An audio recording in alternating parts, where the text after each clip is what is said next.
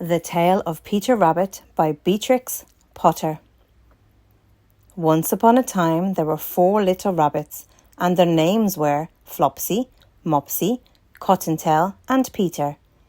They lived with their mother in a sand bank underneath the root of a very big fir tree. "Now, my dears," said old Mrs. Rabbit one morning, "you may go into the fields or down the lane, but don't go into Mr. McGregor's garden. Your father had an accident there.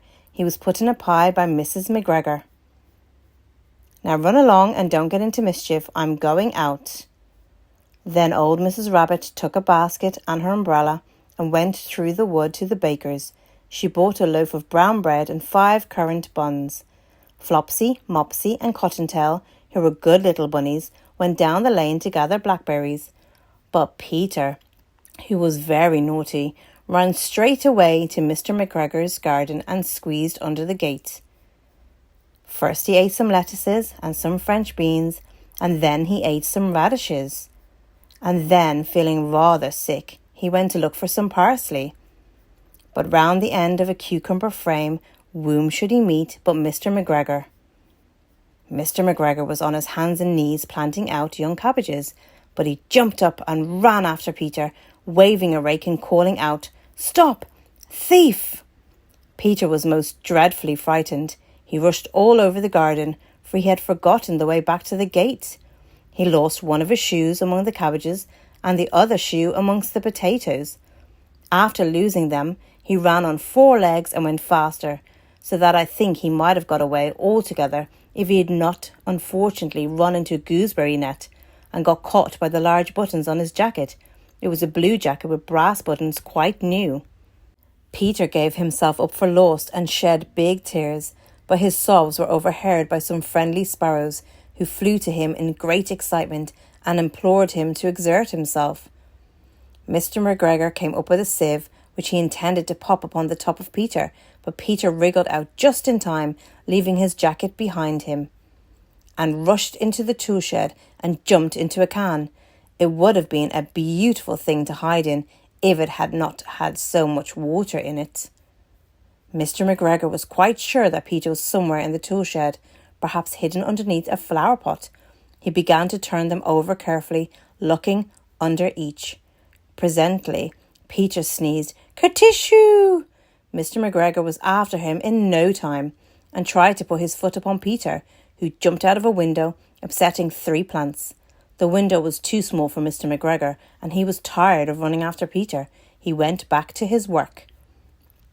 Peter sat down to rest. He was out of breath and trembling with fright, and he had not the least idea which way to go. Also, he was very damp with sitting in that can.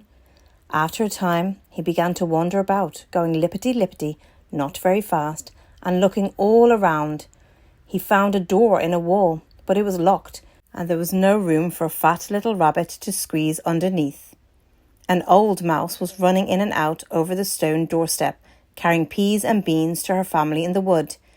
Peter asked her the way to the gate, but she had such a large pea in her mouth that she could not answer.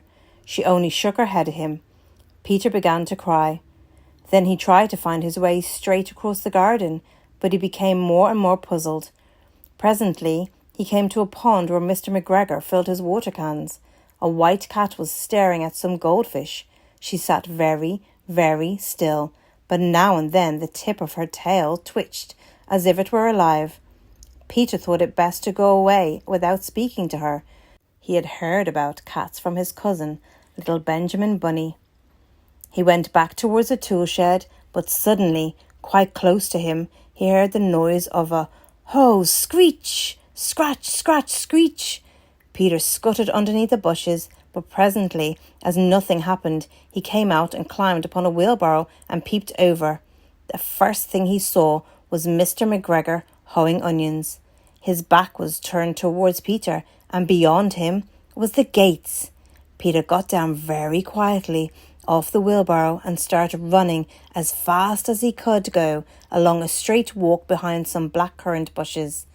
Mr. McGregor caught sight of him at the corner, but Peter did not care. He slipped underneath the gate and was safe at last in the wood outside the garden. Mr. McGregor hung up the little jacket and shoes for a scarecrow to frighten the blackbirds. Peter never stopped running or looked behind him till he got home to the big fir tree. He was so tired that he flopped down upon the nice soft sand on the floor of the rabbit hole and shut his eyes. His mother was busy cooking. She wondered what he had done with his clothes. It was the second little jacket and pair of shoes that Peter had lost in a fortnight. I'm sorry to say that Peter was not very well during the evening. His mother put him to bed and made some chamomile tea, and she gave a dose of it to Peter. 1 tablespoonful, to be taken at bedtime. But Flopsy, Mopsy and Cottontail had bread and milk and blackberries for supper. The end. Don't forget to like and subscribe.